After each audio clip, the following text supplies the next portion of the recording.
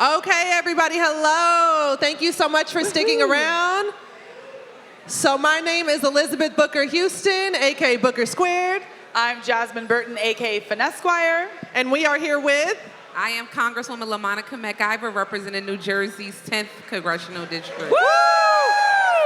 And welcome to a live recording of No Distractions, where we cut through the political BS, and we are here to do our live interview with Congresswoman McIver. Thank you for being here. Thank you for having me. So, Jasmine, you want to kick us off? Yeah, I can kick us off. I think we should just talk about first what's going on right now with this bill, and then we can put it to the side after that. The bill was just passed in the House. It's going to Donald Trump's desk. I think there's a million things that are devastating in this bill. For millions of Americans, including the cuts to Medicaid, the cuts to SNAP, and the fact that all of these cuts are actually going to be used to benefit the wealthy. And I'm just curious to know your perspective on this and how the bill is going to affect Americans and how devastating it's truly going to be. Who should we swing on? Yes. Who passed it? Who should we swing on? Well, first of all, number one, it's already been signed by the president. They had a huge celebration today, celebrating the 4th of July. They were all together, thumbing up, grinning, happy, and signed the bill. Sounds like a very white trash event. Okay. It was very, very awful to see it happen and to see people applauding and thumbs up, about cutting people off of health care. It's just actually crazy. For a community like mine, even though this is going to happen all over the nation, I represent the least wealthiest district in New Jersey, and so many of my residents rely on Medicaid, they rely on SNAP benefits, and so to have any cut to that is going to be just devastating for my community and devastating for many communities across the nation. Many people, they keep saying, oh, people should not get health care if they're not working, they're just sitting around lazy, and what our folks across the aisle, our colleagues do not understand is that there's something called the working poor. Yeah, exactly. Yes. We try to explain that to them each and every day, and they're not just black, they're white too, they're different ethnicities, and they are working every day to make it, and they are poor, so they need Medicaid, they need SNAP benefits to help them be able to survive. I mean, but the way they tell it, they're temporarily embarrassed billionaires who are just waiting to hit the next big one, so. Exactly. This is true. This bill is definitely benefiting their millionaire, billionaire friends, and they're not concerned about everyday working Americans here. It's a slap in the face, and really, I hope people do not go to sleep on this. Truly don't. We have to continue to tell the story about this because, as mentioned in your previous panel, it doesn't take effect until after the next election. Exactly. They did that strategically on purpose. And so we have to stay woke on this matter and not go to sleep on it.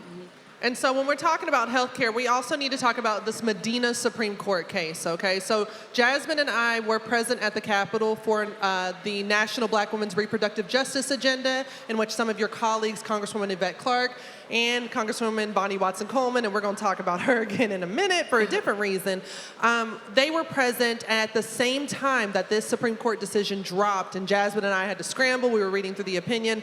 What it boils down to is South Carolina wanted to go ahead and restrict Planned Parenthood from receiving any Medicaid funds, any at all because there are some Planned Parenthood centers that perform abortions, right? They don't all perform abortions, and also any federal funds going to Planned Parenthood are never used for abortions because of something called the Hyde Amendment. So this is all money for STI screenings, pap smears, mammograms, basic things for reproductive health care. And so they wanted to ban Planned Parenthood from taking Medicaid funds as a medical provider, which made no sense. And unfortunately, in a 6-3 decision with the 5 conservative justices and dark white Clarence Thomas, they upheld Elizabeth. I didn't say anything wrong. I wasn't wrong. They upheld the Supreme Court decision and said that now states can choose to defund Planned Parenthood. Please tell us how this is going to impact our communities. First of all, it's super dangerous, right? Because are people going to stop getting abortions? No, they're not. It just makes it more dangerous for you to get one right now. And let's not just focus on abortions. People are going to Planned Parenthoods for many different services, like you mentioned. Exactly. Rather, it's breast screenings. I know the first time I ever went to an OBGYN was at a Planned Parenthood. And it wasn't because I was going there to get an abortion. It was because I was going there to get birth control, for didn't you God's do that, sake. Jasmine? I did the same thing. I did the same thing. So the fact that they're saying now states cannot give funding to people are going to suffer. Healthcare is going to suffer for women, but specifically black women, because many black women, women of color, use Planned Parenthood to get their basic healthcare services each and every day. Like they're going there. They're not going to a doctor's office. They're going to Planned Parenthood and to these different other medical centers that are going to suffer too with this Medicaid cut. They're going to shutter their doors. So it's going to get dangerous. And at the end of the day, the bottom line to it is people are going to die. Yeah. They're going to die if they cannot get basic health care services. And this includes even in states where abortion is legal. We could lose Planned Parenthood, even in legal states, correct? That is correct, because this states can decide if they want to fund and give funding to Planned Parenthood. It's so interesting that you mentioned the word dangerous, because I feel like so many of the things that we're discussing that are happening under this current administration are just flat out and blatantly dangerous. And something that I've noticed is there's like a concerning pattern of the way that elected officials are being treated under this current administration, even longer detention time for black detainees. All of this is kind of feeling like a lawless overreach. And so I'm curious to know your perspective on that, especially given what happened to you in New Jersey and everything that's going on. What is your perspective on how lawless this truly is? Well, they're unhinged, right? They're cruel, they're corrupt. It's nothing that they will not do to prove how cruel they can be. Voila, look at me. I am charged with 3 counts of felony assault in New Jersey, where they're telling me I can face up to 17 years. Just for going to do my job and basically blasting them and holding them accountable. And this is what they do each and every day. We continue to see different examples of how they go above and beyond to be the cruelest possible, the cruelest administration that they can be. And it's honestly just shifting to what we keep talking about, which is this dictatorship of an administration. They will go against anybody who speaks out against them, who brings things to light that they're doing in the dark. I mean, just take my situation, and even the senator, our United States Senator Padilla, what happened to him? Yeah. If they can do these things in the light to us, just imagine what they're doing in the dark. Each and every day. They are cruel. I always say the basis of their entire agenda is corruption and cruelty. Mm-hmm. That nails it right there. And you brought up Senator Padilla, which thank you, because Senator Padilla was also detained while trying to speak up to, what do we call her? What's the nickname we have for Christy? We. I'm implicating her. What do we call her? The immigration blow-up doll. So So this is the woman who is doing all of these unlawful things, the detainments, and trying to make ICE into the Gestapo. Let's just be real. This is human trafficking that is going on, okay, right now with ICE. And this Medicaid bill is also giving a ridiculous amount of funding to ICE that can be spent immediately. Unlike the Medicaid cuts and things that kick in after midterms, ICE will have access to these funds immediately, and they just have to spend them by 2029. That is the only requirement. And so she has now had Senator Padilla snatched up. We saw what happened with Raz Baraka, which Mayor Raz Baraka, you were there that day. The difference being, we keep seeing this happen, including with the comptroller up in New York, all those charges drop. But they stuck those charges on you. And I want to point out right now, if you are not familiar with the video footage, what happened is people were shoving and pushing. And not only did Congresswoman McIver make sure to try to keep herself safe, she protected an 80-year-old Congresswoman, Bonnie Watson Coleman, from being pushed down, knocked down, and dragged. This was a black woman who put her body in the way to protect another black woman when none of those men would do it. Exactly. None of those men would and wouldn't act right. And then she did that. She kept them safe. She went in the building, was let in. I don't let people in my house after they assault me. So I don't know why they're trying to say she assaulted anybody. Because they let her in to do her job. So she put herself in the way to protect another congresswoman, another black woman. She was there to protect those detainees in Delaney Hall. But I want to know. Hey, add Booker to the defense team. She's spitting. I'm saying. But I want to know how we can support you. How can everybody here, because we are talking about everything that you have done to support and fight for people. What can we do to support you and the other elected officials, especially members of the CBC who are targeted? So first of all, thank you. I might just have to add you to the legal team. Um, I think, number one, I think people should continue to express and, demonstrate their First Amendment right? We should continue to speak out. We should continue to bring these things to light that are happening, continue to inform our neighbors, our community, and our networks about what is going on, because some people are lost in what is happening right now. And many people, we know them. They're our friends. They're our family. I have some, you have some too. And I think we have to continue to bring these issues that are happening to light. That's the number one thing we should be doing. We should continue to speak out. I want to thank my colleagues, some who are here, some who are here now, like Congressman Meeks over there, and many others who've been extremely supportive of me financially, but also, too, even picking up the slack and holding this administration accountable. After this situation happened, we literally picked up visiting ICE facilities all across this nation in many different districts, trying to get in to see what was happening. And guess what? They wouldn't let them in. They're like, you can't get in, you can't see what's going on. Baby, they slammed that door in Auntie Maxine Waters' face, like so. That was crazy. They slammed Literally. the door in Maxine Waters' face. Literally, some of our colleagues in California, too, were tear gassed.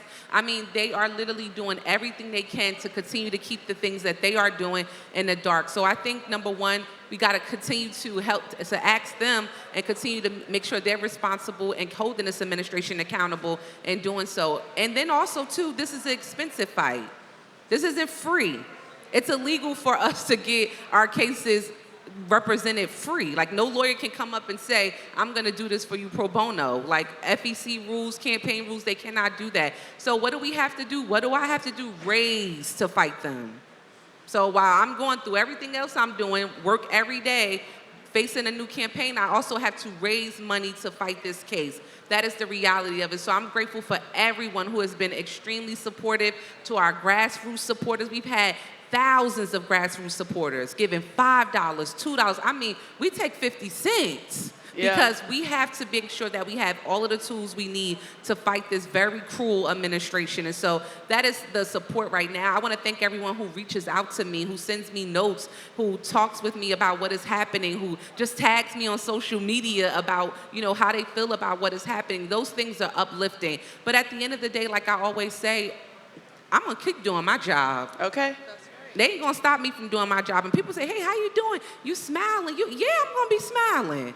I'm a black woman. I'm going to be smiling. I'm going to be happy, because they're not going to snatch my joy and my job all in the same time. They're not going to do that. So I'm going to continue to represent the people of New Jersey and this nation, and I'm going to continue to be joyful about it while I do it. Okay. She said she going to do her black ass job, whether they like it or not. I love that, joy and job. That's She said alliteration. joy and job. But did you hear what she said, that she got to fundraise money, and that welfare king is sitting in that government-funded, taxpayer-funded housing over at 1600 Pennsylvania Avenue? I know, that's crazy. You We need see to get that back. We need to get that back. You got to raise money. I'm good. You got a $20 bill? Put your hands up. I'm about to help.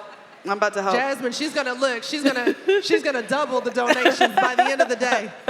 No, I need to raise money. I lost $20 to a man playing chess out there on Bourbon Street. Don't let her manage your funds. She told me she went wandering down Bourbon Street, and she just started playing, because my flight didn't get in soon enough, which, by the way, it was funny because I was on the same flight with Congressman Troy Carter and Congresswoman Jasmine Crockett. I said, please, Lord, don't let this plane go down. But anywho, we're joking, we're laughing, we're trying to be lighthearted, but let's really talk about civic engagement, right, Jasmine? Yeah. I think right now a lot of people are tired, a lot of people are jaded. We kind of heard that on the last panel. But our voices are extremely essential. And you were already talking about it, how you're not going to let people steal your joy. And I think that's extremely important. And that's something that I struggle with right now, is feeling joyful, wanting to stay engaged in a moment where you're just kind of like faced with all of the things that are constantly happening in your community, all the things that are being taken from you, your rights that are being stripped. It's hard to maintain. And so what advice would you have for people that want to maintain their engagement while also maintaining their joy? Look, I know it's exhausting. It is. I mean, my mama tell me every day. She's the type of person that love the news. She the type of mama that call you and tell you about everybody who got shot, what happened, what's going on. I'm like, Ma, not today. And even her, she's like, I cannot turn on the news just to get my daily basic news of what the weather is without hearing about this president. And I'm exhausted. And I know you guys are exhausted. I know our community is exhausted from it. But at the end of the day, think about it. Think about how far we have come. Yeah. Imagine if Harriet Tubman had got exhausted. I'm sure she was tired, but imagine if she was exhausted and gave up and didn't continue to do anything or freeing folks. It didn't do any of that. There are so many people who have gotten us this far, but I do understand. One of the panelists was talking about it earlier about if you're struggling, you're out there, you can't pay your rent, you can't get your groceries, you working 3 to 5 jobs. Like, don't come knocking on my door about no vote. Right. Like, I'm good. Like, I am tired, honey. Get off my doorstep. I'm not interested in hearing about it. And this is some of the things that I used to hear when I was running for city council. I would be going, and people were like, oh, you just come here talking. I don't want to hear that. And that is one of the things that I drove with in the work that I did on the city council and thinking about those people who used to say to me, I'm not going to be engaged in voting. I'm not going to be engaged in the civic process. And we have got to get back to a place in educating people on the civic process and what that means. So many people are confused about the different levels of government, about what each government does, how do you stay civically engaged, and being civically engaged is just not just voting. It's just not getting registered to vote and voting. You have to continue to stay engaged with your elected officials, showing up, asking them, what are you doing about this right here, right now? Like, I need a job. I'm looking for an affordable apartment. What you doing? Call the office. Call them, write them, visit them. These are the things that we have to do. And we have to teach people that being civically engaged is just not going to the voting booth and then going back home and going to sleep for 2 to 4 years. No, Right. you got to stay involved. Yeah. You know? I mean, I heard you. I'm gonna be at Speaker Mike Johnson's office next Good. week. Let me know when you get there. We'll do that. We'll do that. All right, y'all. Can we please give it up one more time for Congresswoman LaMonica McIver? Thank you, thank you, thank you. Thank you so much for everything And y'all that you keep are doing what y'all doing. We Thank need you. y'all. We need voices like yours to be able to meet people where they are at, educating them, telling them what is going on in a language that they can understand. Yeah, exactly. That is so important today. So keep doing what you're doing. I appreciate you. I am watching, sharing, and giggling at the same time. Hey. Well, thank you. And thank you all so much for joining us for this live episode of No Distractions. Thank you all. We're going to Thank go you, ahead and guys. move on to our next bit of programming. Miss Cara. Thank you so much, everyone. Everyone, let's give these lovely ladies a round of applause. If we could do one quick picture on the stage.